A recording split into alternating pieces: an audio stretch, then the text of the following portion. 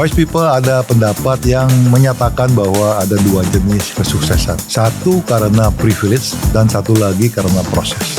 Tapi apakah benar kesuksesan bisa diraih hanya karena privilege? Atau apa benar privilege bisa diciptakan dan menjadi pintu untuk mencapai puncak dalam karir? Bagaimana caranya? Hal ini akan kita jawab bersama dengan dua orang yang jika kita lihat dari luar, orang akan bertanya, masa iya sih mereka melewati proses juga dalam karir mereka?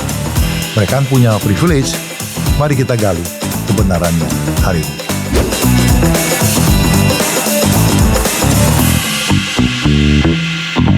Welcome di Jawaban Marketplace. Sylvie dan Naomi Kusmanto, saya panggilnya The Kusmantos nih. Boleh, gitu ya. Naomi dan Sylvie adalah pemimpin generasi kedua dalam Dialog Group, satu perusahaan yang berlokasi di Bandung. Perusahaan yang dibangun tentunya oleh ayah kalian ya, Pak Yakub Kusmanto. Nah, hari ini kita akan ngobrol seru nih ya, gitu ya. Yang pertama mungkin saya mau tanya gitu, kalian di grup sendiri, di Dialog Group ini berfungsi sebagai apa? Gitu ya, mungkin tanggung jawab, jabatan gitu yang memang Anda lakukan dalam sehari-harinya. Mungkin Sylvie dulu kali ya. Ya, oke. Jadi aku handle marketing. Jadi marketing itu meliputi sales juga, terus ada promosi juga, terus kita sekarang mulai ada digital juga. Sebenarnya base-nya kita di offline, tapi kita semenjak beberapa tahun sebelum pandemi kita udah mulai masuk ke digital juga. Jadi Dialog Group itu kita ada pelengkapan bayi sama pelengkapan rumah tangga. Oke. Untuk pelengkapan rumah tangga kita brandnya Dialog Home.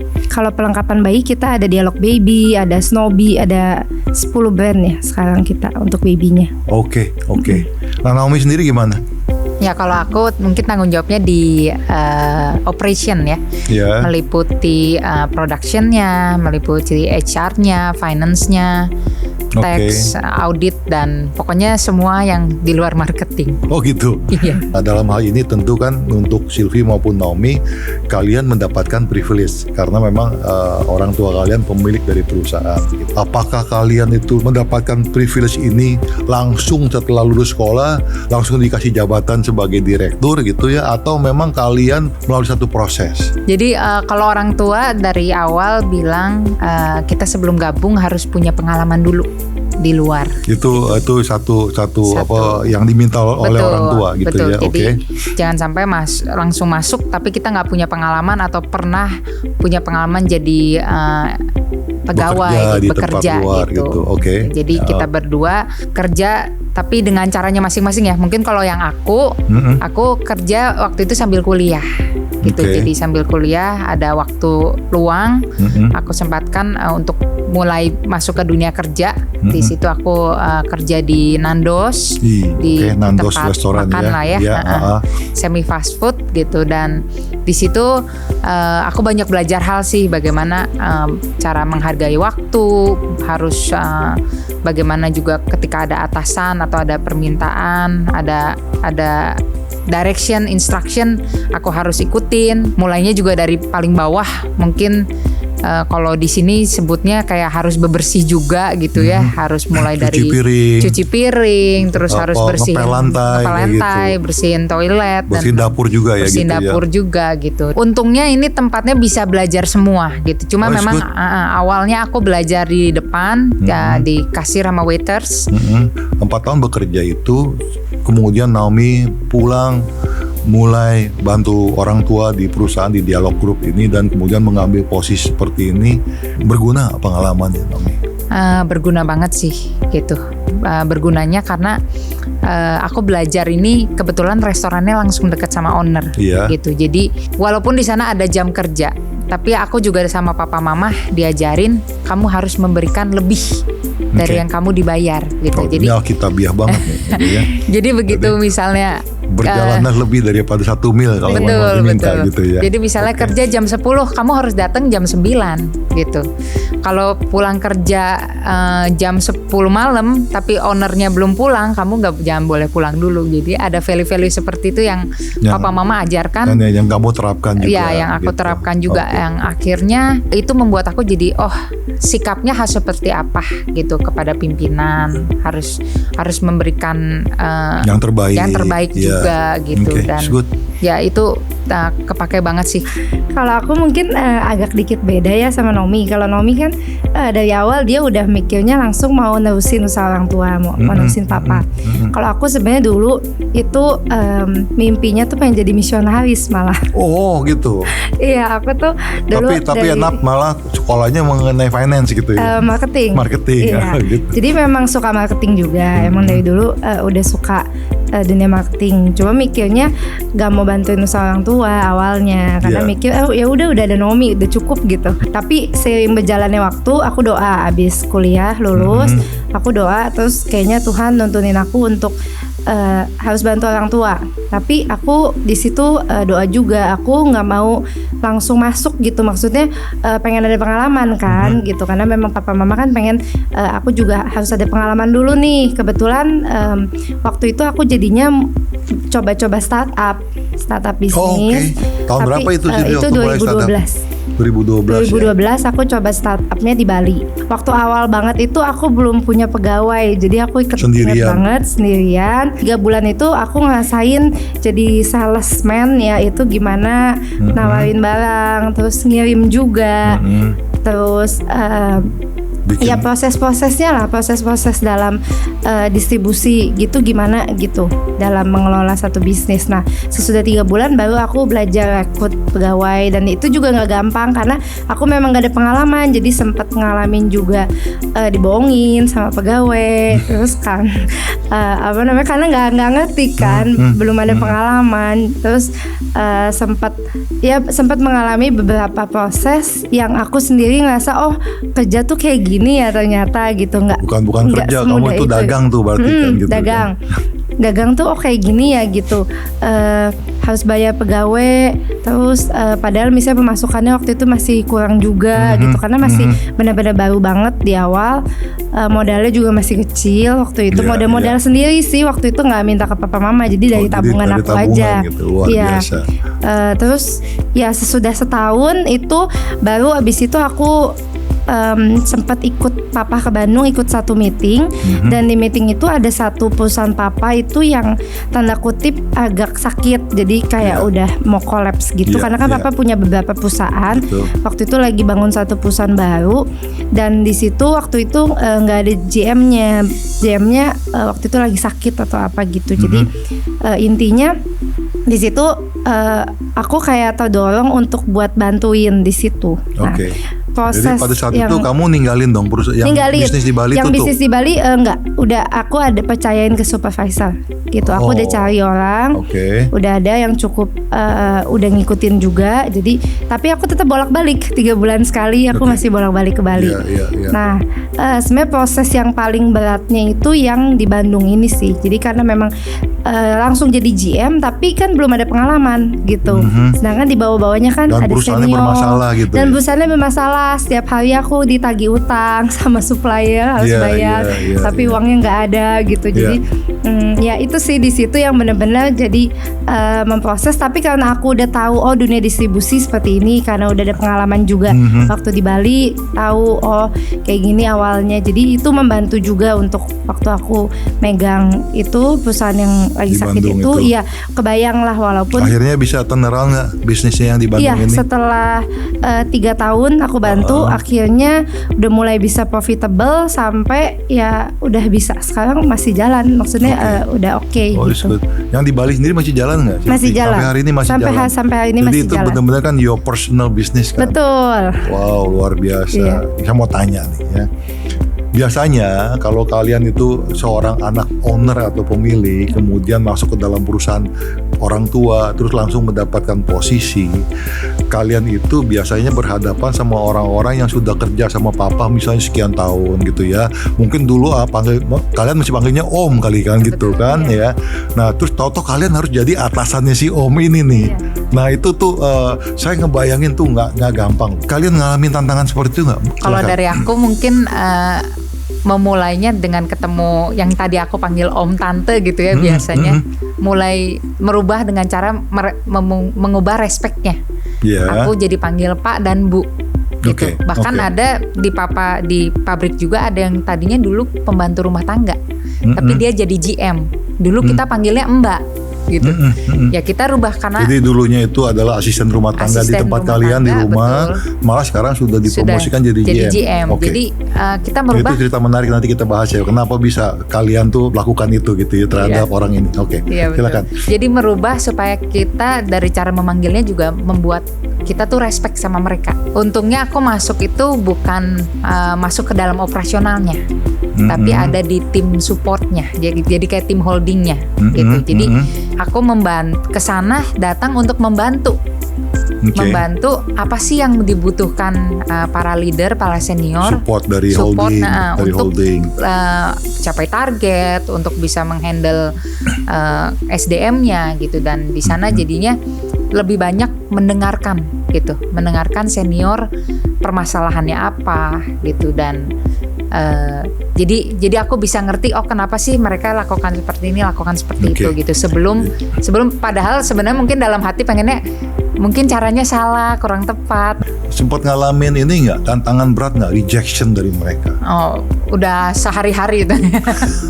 Udah ada awal-awal pasti ada rejectionnya. Ada rejectionnya. Gitu, ini nggak bisa, atau paling sering kita dengar dari dulu udah kayak gini gitu. Paling sering itu cerita klasik. Cerita klasik gitu. Jadi dulu jalan kok begini. Dulu gitu, jalan kok begitu. Gitu. Oh gitu ya. Jadi mungkin jadi ngerem lagi. Oh gitu ya gitu. Nah jadi, terus kamu menghadapi itu bagaimana tuh Naomi ceritanya? Aku di depan senyum gitu, tapi di belakang curhat sama Cici. Aduh ini gimana sih gitu.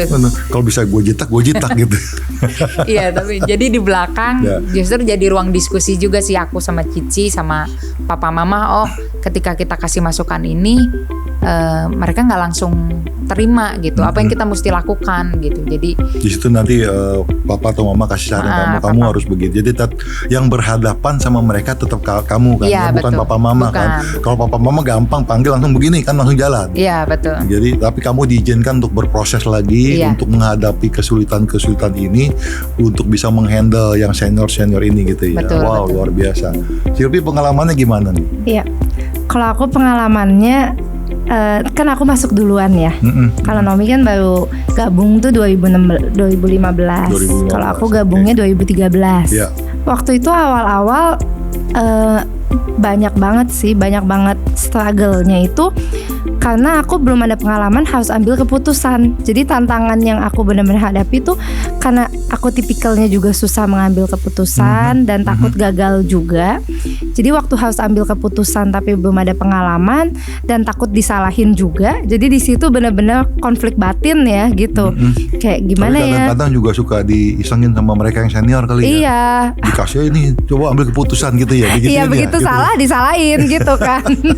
Puncaknya tuh yang sampai dikirimin surat cinta dari senior ke papa. Dia kirim surat cinta, Pak, ini kalau perusahaan dipegang sama Bu Silvi dan Bu Naomi ini nggak akan lama gak gitu. Punya masa depan. Iya, nggak punya masa depan. Dia sampai mau resign. Kayaknya ada beberapa yang sampai resign juga gitu karena. Tapi itu suratnya sendiri atau rame-rame teken gitu. Biasanya kan orang takut tuh kalau sendiri. Sih, sendiri. Terus jadi dia menyampaikan ke konsultan karena waktu itu kan kita ada konsultan juga ya. Melalui konsultan. Betul. Tapi tulis surat juga ke papa tulis juga. Surat juga. Nah, udah gitu karena kan kita masuk tuh kita bawa sistem-sistem. Jadi papa kan perusahaannya masih agak konvensional gitu. Jadi kita bikin sistem mungkin mereka nggak terlalu nyaman dengan sistem yang kita bikin. Harus ada SOP apa segala macam. Jadi dan di situ sempat agak down ya. Kita sempat kayak, duh kita kan tujuannya bukan mau kayak gini gitu. Kita kan pengen supaya lebih rapi. Tapi di situ kayak papa mama, ya kamu coba bangun hubungan aja sama mereka. Coba datengin rumahnya, kamu kenalan sama keluarganya. Kalau sampai gitu. begitu ya? Iya sampai begitu. Jadi jangan cuma sebatas hubungan kerja aja gitu. Jadi ya mulai dari situ kita coba kenalan, datang ke rumahnya, kita kenalan sama anaknya, kirimin makanan apa segala gitu. Dan nggak cuma satu, iya PDKT lah, nggak cuma satu sih semua gitu. Jadi dan mulai dari situ mereka mulai pelan-pelan mau terbuka sama diri. kita, betul. Dan tadi Nomi sampaikan juga kita mulai coba bikin sistem dan kita kasih tahu ini tujuannya ini, kita coba buktikan dulu ini berhasil apa enggak gitu sampai ya akhirnya pelan-pelan sih butuh waktu ya, nggak bisa langsung instan. Jadi memang ini apa ada peribahasa yang mengatakan atau ada kata-kata yang mengatakan memang respect itu kan is earned. Betul. Ya, bukannya you cannot buy respect. Iya betul. Ya, jadi itu dibuktikan dengan apa yang kalian lakukan. Over the time mereka melihat oh ini benar, mau nggak mau mereka tuh respect. Jadi kembali lagi memang pertama tadi yang tadi Naomi bicarakan respect mereka. Ya terus kemudian you have to show it bahwa kamu melakukan kan gitu kan. Bukan temen ini duit gitu ya, tapi kamu gulung tangan kamu gitu kan, kamu melakukan itu juga sebagai contoh bahwa memang you know what to do, you know what you are saying gitu ya. Apa yang kamu bicarakan, kamu tahu bagaimana mengerjakannya. Banyak value tentunya kalian belajar dari papa ya, gitu ya. Maksudnya kan tadi diajarin mesti begini, mesti bangun hubungan apa segala. Hubungan itu paling penting ya, antara bos sama karyawan itu kalau hubungannya bisa terbuka, saling menghormati, itu akan menjadi satu yang sangat situasi yang perfect untuk bangun perusahaan untuk lebih baik lagi. Yang ingin saya tanya gini, selain value yang kalian belajar dari orang tua gitu, apakah memang kalian juga maksudnya banyak menggunakan yang namanya godly values, nilai-nilai ilahi yang kita belajar? Beruntung sih dari kecil kita sudah aktif di gereja anak gitu juga dari kecil. Jadi udah terbiasa dengan ngafalin ayat-ayat Alkitab gitu. Dan sembari ayat itu dihafalkan pasti terema ya, apalagi ketika kita keluar di luar negeri nggak ada orang tua, itu bener-bener firman Tuhan gitu. Tuh yang bekerja lah ya. Dan mungkin waktu kecil ada satu ayat Alkitab yang aku sampai sekarang praktekin gitu dari 1 Petrus 2 ayat 18 gitu. Itu bilang hai kamu hamba-hamba, tunduklah kepada Tuanmu, bukan saja kepada yang baik dan peramah, tetapi juga kepada yang bengis. Jadi itu benar-benar terema buat aku bagaimana aku tuh jadi follower, jadi pribadi harus humble-nya seperti apa gitu. Ketika ada pemimpin atau ada senior, ada guru, orang tua, ada siapapun yang di atas, aku harus selalu respect gitu. Selalu harus respect siapapun pemimpinnya. Ya Tuhan udah tempatkan buat saya taat, jangan mengurangi dari pemimpin tersebut, jangan lihat kelemahannya mereka gitu ya. Itu yang akhirnya terus jadi pedoman buat aku gitu. Jadi aku inget banget karena aku lebih besar dari Nomi. Jadi dulu tuh papa minta kita hafalin ayat. Nah hafalin ayat itu bukan cuma kayak 2-3 ayat, tapi satu pasal. Jadi aku inget banget waktu itu hafalin Filipi 2 dari 1 sampai berapa belas gitu, apa berapa puluh gitu. Aku dulu kayak ngedumel ya, kayak ngapain sih ngafalin ayat? Aku kan dulu bukan anak pendeta gitu istilahnya gitu, waktu kecil banget lah. Waktu itu belum kenal misionaris juga kan, tapi kayak papa ya kau itu berguna buat kamu gitu, pokoknya intinya ya hafalin aja lah gitu. Nah tapi sesudah hafal ayat itu aku baru menyadarinnya pas udah di kuliah sih. Untuk aplikasi sekarang di kerjaan, karena aku dulunya memang kepikir pengen misionaris tapi terus jadi nggak jadi kan. Jadi aku mulai kayak orang-orang yang ketemu sama aku nih ya harus aku layanin, ini jiwa-jiwa juga gitu. Jiwa-jiwanya bukan di pedalaman, tapi sekarang jiwa-jiwanya itu toko, di marketplace, ketemu pegawai, ketemu toko gitu. Gimana mereka bisa curhat kan, kadang kalau toko kan kita harus kayak harus kayak dengerin dia, nggak bisa langsung mau ada apa gitu kan, nggak bisa. Bersyukurnya karena udah ada basic itu, jadi aku kayak melayani juga, jadi dianya jadi seneng juga gitu diajak ngobrol. Pelayanan aku ya melayani itu gitu. Sylvie, Naomi, kalian kan memang relatif muda ya. Saya kalau Naomi berarti tahun 2015 baru masuk bekerja bantuin papa, artinya kan Batu at that time you are about 22, 23 gitu, masih muda banget gitu 23. ya. Sylvie juga waktu mulai bantu papa atau mulai bisnis itu juga umurnya kan masih muda. Iya, 22 gitu ya. Saya tuh cuman lihat gini, umur seperti itu kan masih muda ya, masih energi, masih bergaul kiri kanan, teman banyak gitu segala itu. Nah, kalian bagaimana sih ngebalance itu semuanya ya? Antara kalian harus kerja bantu orang tua, tapi kalian juga kepengen main, ngopi-ngopi, kita jalan-jalan. Nah itu gimana kalian membalance itu semuanya? Oke. Mungkin dari aku dulu ya. Kalau aku memang setahun 2 tahun pertama tuh kan waktu-waktu yang paling berat. Jadi banyak waktu tuh memang nyampe rumah aja masih bawa kerjaan dari kantor gitu. Jadi kayak mau hangout gitu-gitu juga udah nggak bisa gitu.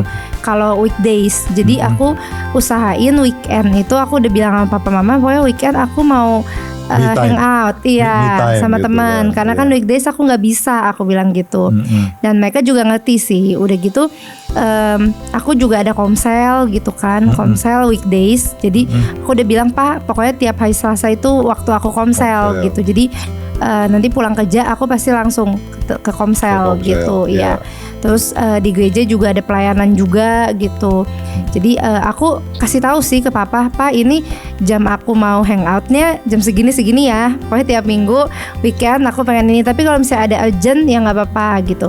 Kalau aku mungkin karena kuliah temennya semua pada masih di Melbourne ya. Jadi pas pulang mereka juga pada masih di Melbourne. Jadi di sini maksudnya nggak banyak teman. Nggak banyak. Ya aku jadi fokus dulu ke kerjaan lah gitu. Jadi kebetulan pas masuk langsung ke pabrik yang di Jawa Tengah gitu. Oh di Jawa Tengah ada pabrik juga? Ada. Jadi langsung tinggal di mes di pabrik di Cilacap ya, daerah Cilacap. Ya. Kamu kan punya right tuh. Ya. Si papi bisa sewain kamu rumah mungkin yang 2 lantai gitu ya, yang cukup memadai lah untuk anak seorang owner gitu, tapi kamu nggak pilih itu ya? Iya, nggak. Jadi ya aku untungnya dari kecil bisa bergaul sama tim yang ada, siapapun juga gitu. Jadi ketika ada temennya mereka ya siapapun bisa jadi temen gitu. Jadi akhirnya main ke rumah mereka, apalagi ada tim di sana juga yang orang tuanya buka warung, ada tempat makan, jadi ya ikut ngafe aja di sana sambil bangun hubungan juga, tahu keluarganya seperti apa gitu. Jadi dan membangun hubungan ini kayaknya jadi formula keluarga untuk berhasil. Iya. Oke, yang terakhir dari saya ya, bicara mengenai soal saya tuh kepengen tuh kalian berdua kasih tips kepada wise people di marketplace ya. Mungkin kan mereka juga ngalamin seperti Sylvie dan Naomi. Tips dari Sylvie apa kepada mereka? Tips dari Naomi apa? Silakan. Kalau dari aku tipsnya jangan mau instan, harus hargai proses. Very good. Karena ya semuanya itu butuh proses. Kita nggak bisa mau mencapai sukses atau yang kita mau itu kita cut atau potong shortcut gitu nggak bisa. Jadi memang ada proses yang harus dijalanin, dan kalau teman-teman masih baru 1 atau 2 tahun di awal itu memang masa-masa terberatnya tuh biasanya 1-2 tahun. Jadi kalau aku bisa kasih saran, ditahan-tahanin dulu, istilahnya jangan langsung bilang saya kayaknya nggak cocok lah bantu papa, nggak bisa, saya nggak bisa masuk nih atau apa gitu. Coba ditahanin dulu 1-2 tahun, dipelajari lagi dulu gitu, coba dihargain dulu prosesnya.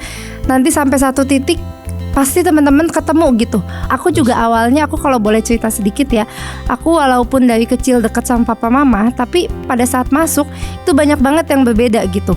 Sampai satu titik pernah aku mau kabur dari rumah karena aku nggak cocok sama papa. Pasti gitu. Itu masa-masa ABG kali itu. Umur 22-23 itu. Iya.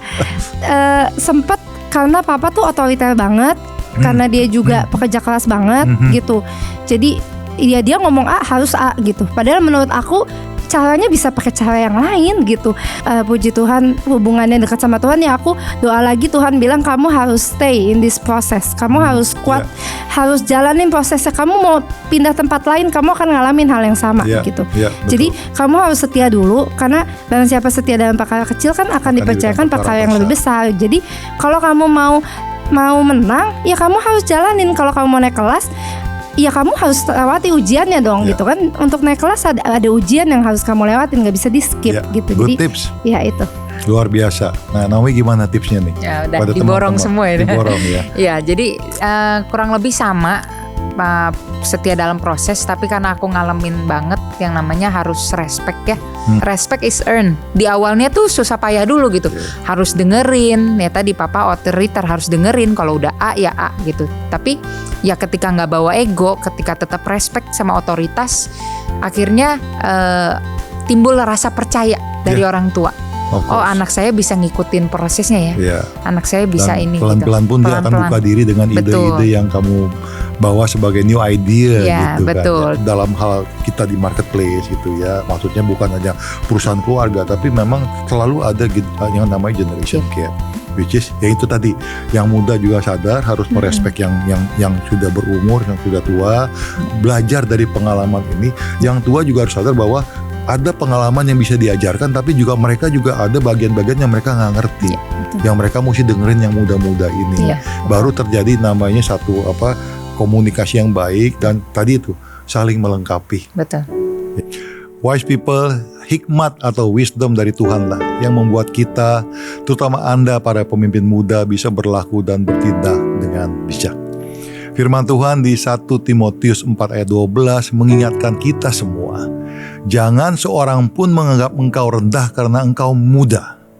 Jadilah teladan bagi orang-orang percaya dalam perkataanmu, dalam tingkah lakumu, dalam kasihmu, dan dalam kesucianmu. Kami mau dan rindu berdoa untuk menguatkan Anda semua. Hubungi tim doa kami di nomor telepon yang tertera di layar, atau klik link yang ada di deskripsi video ini.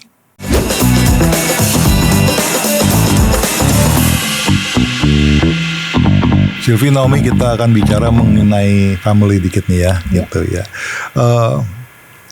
Saya dengar kalian juga sangat dekat dengan papi mami dalam sehari-harinya semua gitu. Mungkin bisa ceritakan juga bagaimana orang tua kalian itu mendidik kalian menjadi orang-orang seperti hari ini nih, Sylvie sama Naomi ini gitu ya, dalam perjalanan hidup kalian tuh seperti apa? Mungkin kalau dibilang cara mendidik orang tua kita kadang cukup keras ya, gitu. Jadi kita dari kecil itu harus mandiri, gitu. Jadi kita nggak dikasih fasilitas seperti supir khusus, pembantu khusus, gitu. Jadi dari kecil ya pokoknya seperti papa mama waktu dulu berjuang, kita juga dari kecil harus hidup juga berjuang. Jadi pakai kendaraan umum ke sekolah. Jadi waktu kecil tuh sekolah diantar nggak waktu naik kendaraan umum, apa pergi sendiri? Pergi sendiri. Awal-awal diantar kalau papa mama sempat, ada kan ada kerjaan juga ya, atau ada. Tapi selebihnya kamu dari kecil SD pun udah naik kendaraan umum tuh? Betul. Ke sekolah gitu? Iya. Oh ya, kita juga ada seperti sering kumpul keluarga lah ya, gitu. Jadi kayak pagi-pagi mesbah keluarga gitu, dan pokoknya kalau ketika kita berempat, karena jarang ketemu papa mama gitu ya, ketemu paling cuma weekend aja gitu. By the way, kalian juga hanya berdua aja ya? Iya, hanya berdua, betul. Jadi paling ketemu weekend aja gitu. Jadi ketika ada waktu pasti kita quality-nya yang ditambahkan gitu. Di satu mesbah keluarga itu tiba-tiba papa mama membuat sesuatu yang berbeda. Kita boleh tulis kelebihan kekurangan papa mama. Oh, sampai begitu ya? Sampai begitu. Terus ke Cici juga kelebihannya apa? Wah. Cici juga tulis ke kamu sama juga semua, gitu. Semua saling koreksi gitu. Wah, kok di kertas tuh bilang nyecer gitu. Oh, papa orangnya galak, kasar gitu ya. Terus mama orangnya ini itu gitu ya. Aku sambil cerita aku mulai jadi nangis gitu. Terharu gitu ya. Oh, dari sesimpel mesbah keluarga itu mulai saling memberi masukan gitu ya. Papa langsung berubah cara approach menangani aku gitu kan. Jadi aku didengerin gitu. Dan dari situ memang mulai dari situ papa aku berasa memang udah mulai sangat turun otoriternya gitu kepada kita berdua gitu. Dan akhirnya ya didik kita ya selalu kasih contoh duluan bagaimana harus bekerja ataupun dalam hidup tuh harus seperti apa, kasih contoh duluan, bukan yang nyuruh-nyuruh aja. Saya pikir your dad is really something, mengajarkan sesuatu yang sangat luar biasa sekali. Ya. Sylvie gimana ceritanya? Kalau aku lebih apa yang aku benar-benar berkesan tuh soal menabung. Jadi dari kecil tuh papa mama udah kayak ngajarin kalian tuh harus belajar nabung gitu. Jadi kita punya celengan gitu-gitulah anak kecil gitu kan. Tapi kayak kita dikasih tahu kenapa sih kalian mesti nabung, tujuannya apa. Terus dari kecil juga kita kalau minta sesuatu, minta mainan atau mungkin begitu besar minta handphone, itu nggak langsung dikasih. Jadi papa mama tuh ngasih tahu ini kebutuhan apa keinginan. Kalian tiap mau sesuatu tuh harus bisa membedakan antara kebutuhan atau keinginan.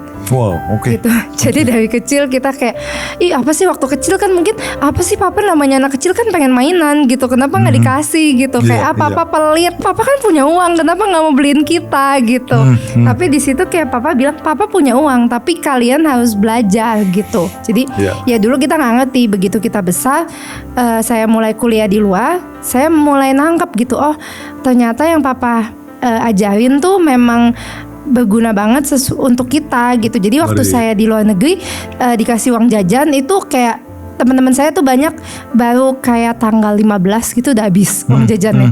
Tapi saya tuh bisa sampai saving, sampai bisa nabung lagi, sampai bisa buat bulan depannya kayak gitu. Jadi kayak mereka nanya juga, emang lu nggak mau beli baju Sil?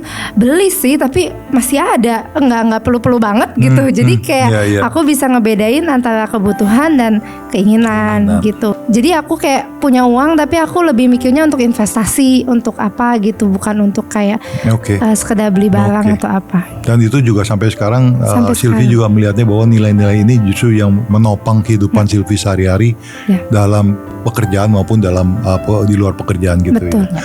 Did you see benefit daripada menerapkan nilai-nilai ini nggak sih kalian? Iya, banyak sekali sih. Mungkin banyak value juga yang belum kita sampaikan gitu. Dan coba sampaikan lagi nggak apa-apa. Ini kan justru kan kita obrolan kita ini supaya bisa jadi inspiration buat teman-teman yang mendengar gitu loh.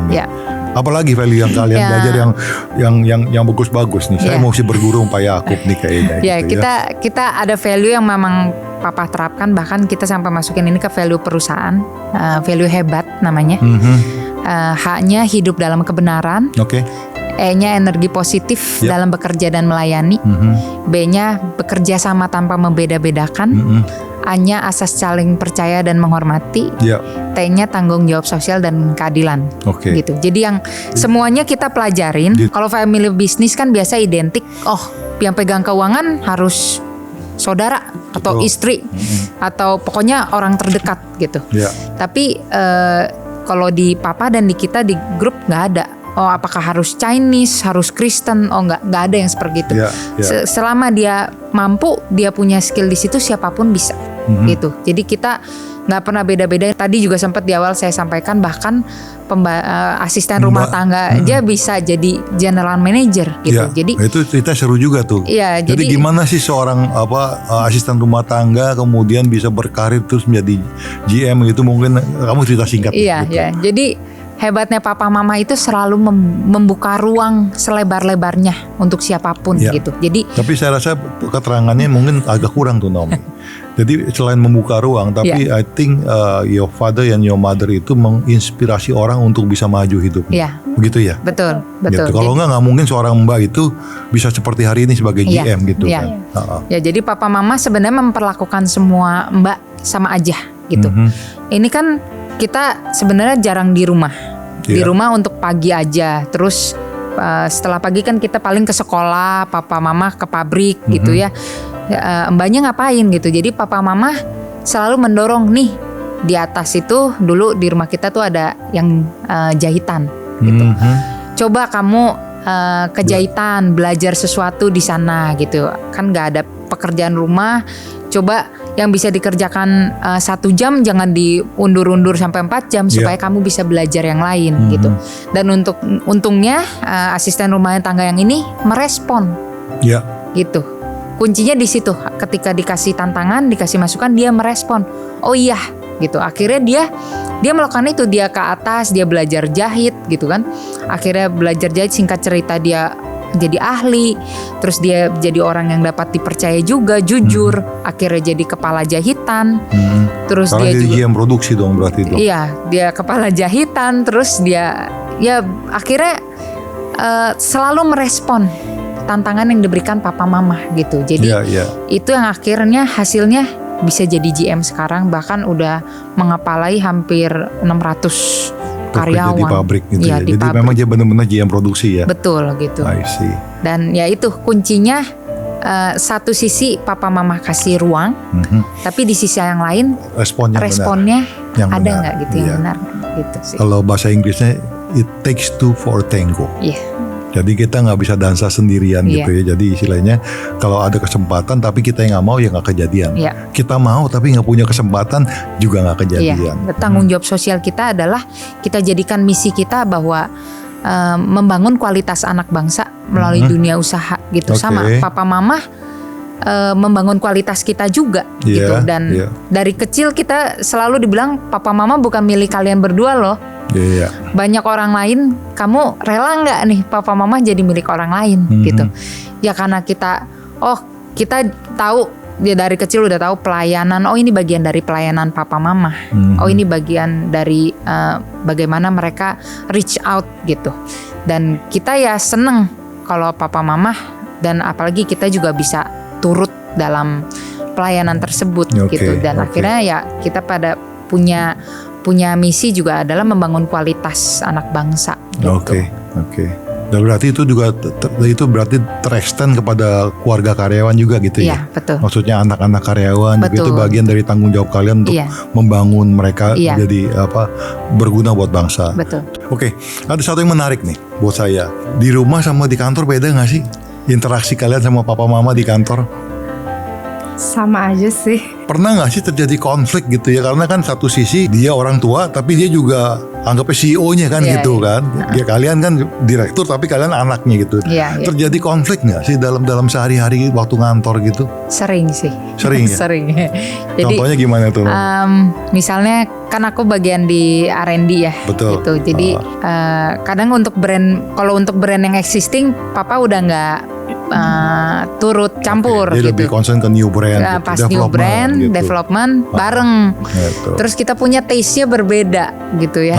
Ini jadi mau ikutin taste mana gitu. Jadi ya ada yang kadang tarik ulur, ada yang udah nggak bisa nih. Itu pilihan papa rada outdated gitu. Jadi ya mau nggak mau aku harus bersikukuh. Oh, justru berkeras maksudnya? Ya saya.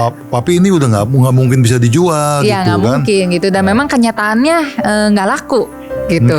Cuman masih belum bisa terima nih si papa gitu. Sampai akhirnya pokoknya kita ya udah gini aja gitu ya. Ada caranya gimana kalau dibikinnya sebagian dulu aja gitu, karena si papa ragu-ragu nih gitu. Jadi tapi kayak trial produk ya. Trial aja gitu terus lah. Terus market testing dulu gitu.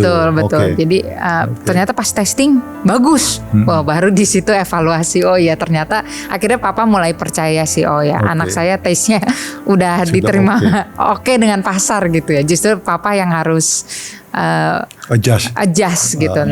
Dan yang suka konflik itu papa tiba-tiba hari ini bilangnya A, besok bisa tiba-tiba B, gitu. Besok lagi C. Aku bingung yang mana yang dikerjain nih. A aja belum beres konsepnya gitu, udah B, C gitu ya.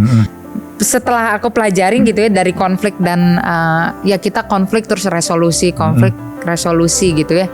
Jadi aku berpikir semua ide papa ini sebenarnya mungkin karena dia tipenya visioner. Betul. Gitu. Jadi yang aku perlu bangun adalah timnya. Yang bisa ngikutin dia. Gitu.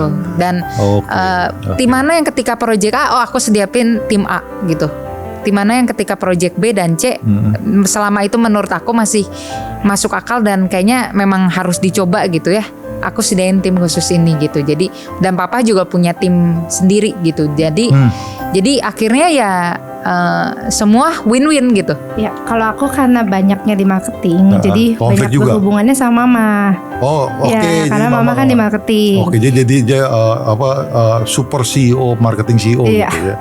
Mama tuh marketing sejati sih. Jadi memang banyak konfliknya tuh lebih ke planning. Jadi kalau aku tipenya yang terencana gitu, maksudnya besok mau kemana, mau ke toko apa aja, berapa jam kira-kira di sana gitu. Tapi kalau mama tuh lebih ngeflow orangnya gitu. Jadi oh ya udahlah, nanti bisa di satu toko bisa sampai berjam-jam gitu. Aku yang suka ngingetin, Ma udah overtime nih Ma gitu kan, kita masih harus kunjungan ke toko lain nih Ma gitu kan. Kalau ini kita gini, kalau kita kerja profesional, yang namanya marketing itu atau sales visit, ya istilahnya kan sales visit itu kan memang kita plan. Makanya ada yang namanya planning visit kan. Hari ini kita mau ngunjungin berapa klien kita. Betul. Jadi beda sama yang tradisional. Pokoknya ngobrol dari mulai bawang putih, bawang merah, kecap asin gitu kan ya. Itu bedanya gitu. Jadi memang itu konfliknya begitu. Tahu kalau diingetin mami kamu marah nggak gitu? Kadang ya mama suka, tapi sekarang ini mama udah ngerti lah.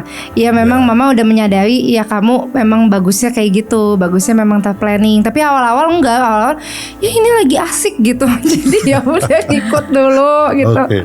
Seru juga ya, seru ngeliat perjalanan kalian. Tapi intinya kan bahwa saya yakin lah teman-teman di marketplace bisa pick up lah the learning gitu ya. Maksudnya kan selalu ada gap, cara pandang berbeda, tapi bagaimana menyiasatinya, bisa cari solusi gitu. Tidak gampang-gampang menyerah. Tadi kan ya Naomi bilang kan nggak gampang-gampang menyerah, tapi usahakan yang terbaik untuk bagaimana ketemu nih. Pemikiran antara generasi yang pengalaman sama generasi mudanya kan gitu ya. Betul. Luar biasa. Thank you. Thank you. Thank you juga. Jadi dulu itu otoriter kayak papa karena ngelihat karyawan juga udah kayak temen, udah kayak saudara, bahwa ini kita harus lakukan bersama gitu. Saya punya kerinduan pengen duplikasi.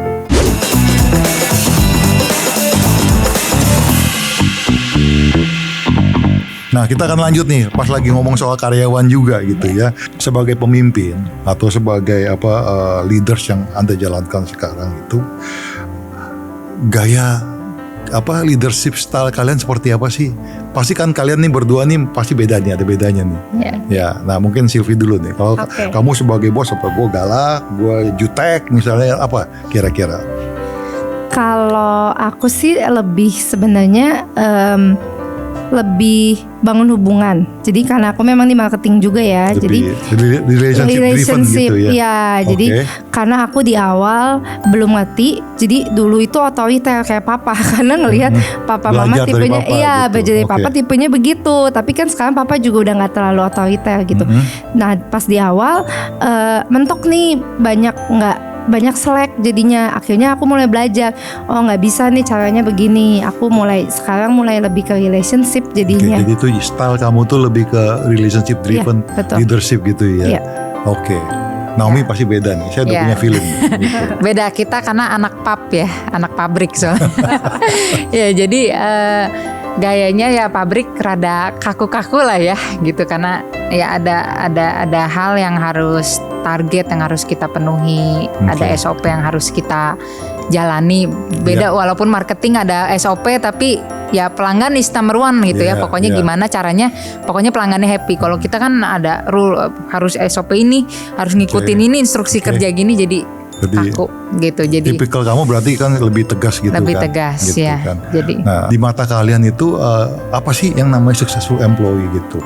Ya, tentunya sebagai pemimpin dan sebagai owner ya gitu.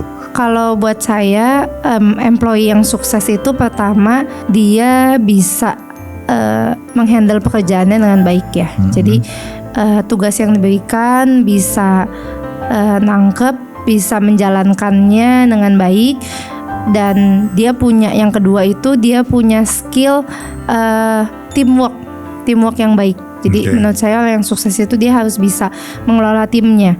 Dan sebenarnya yang paling penting itu adalah yang punya karakter.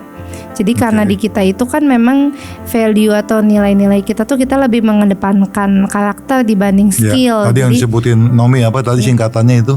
Hebat ya? Hebat itu kan betul. Yang menjadi value dan karakter orang-orang di perusahaan kalian. Betul, gitu kan? Jadi memang kita mengedepankan karakter, sikap, mental respon yang benar. Jadi ya, biasanya yang sukses di kita ya dia yang punya karakter yang baik pasti gitu. Dan terakhir ya dia yang bisa memahami personality kita beda-beda, personality timnya juga, dan dia bisa membalance semuanya itu gitu. Kalian mau nggak sih ngeliat karyawannya sukses?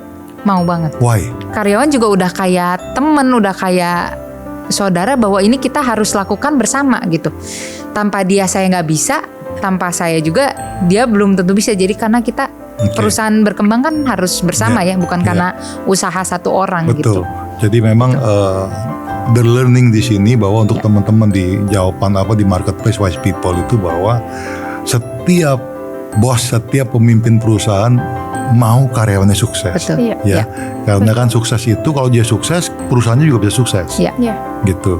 Tips yang paling berharga nih. Iya. Ya, jadi maksudnya akan diapresiasi, akan dihargai, ya, mendapatkan privilege malah gitu kan ya, karena dia berhasil, berarti kan dia dihargai oleh pimpinannya, berarti kan orang tersebut mendapatkan privilege juga. Iya. Gitu. Ya, luar biasa.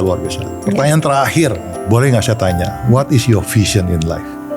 Naomi dan Sylvie, tentunya pasti beda gitu ya.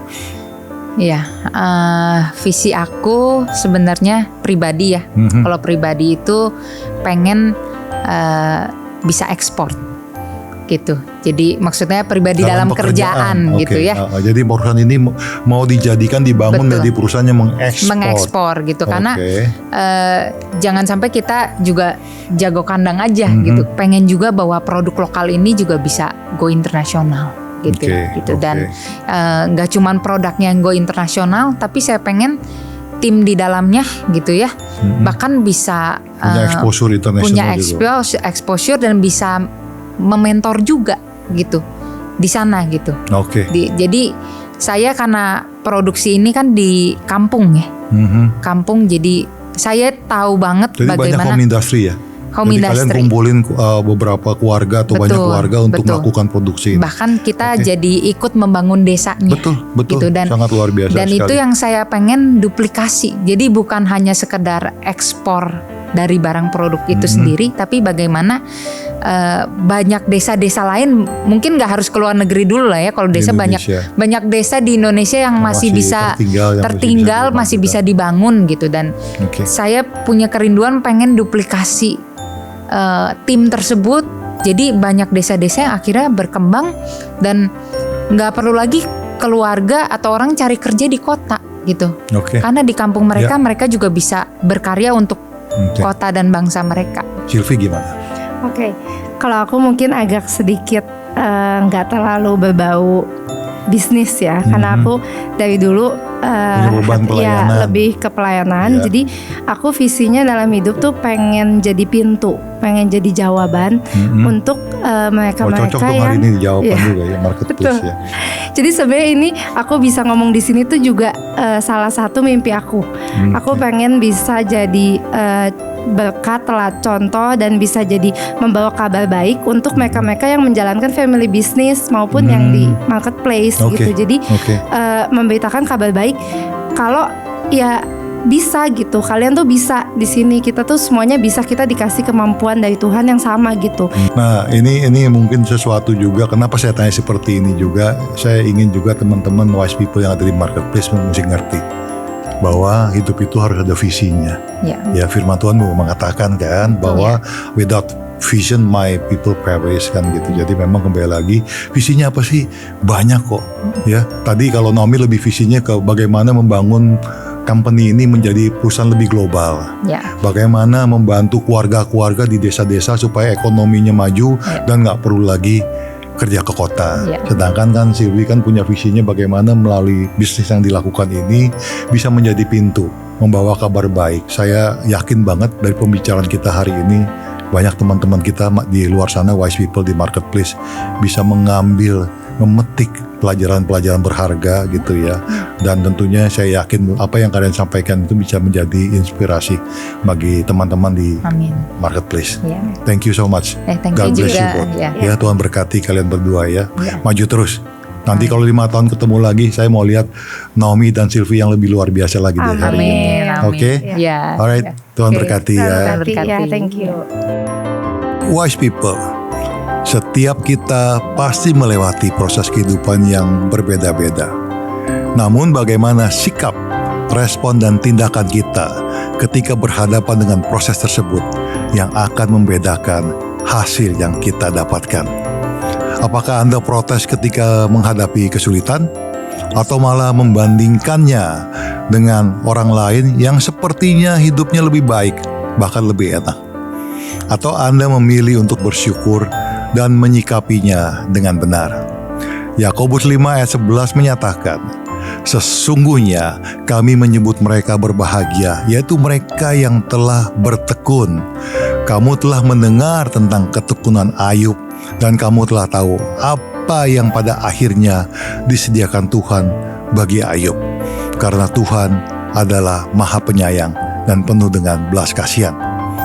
Ayub menjalani proses kehidupan yang sangat-sangat tidak enak.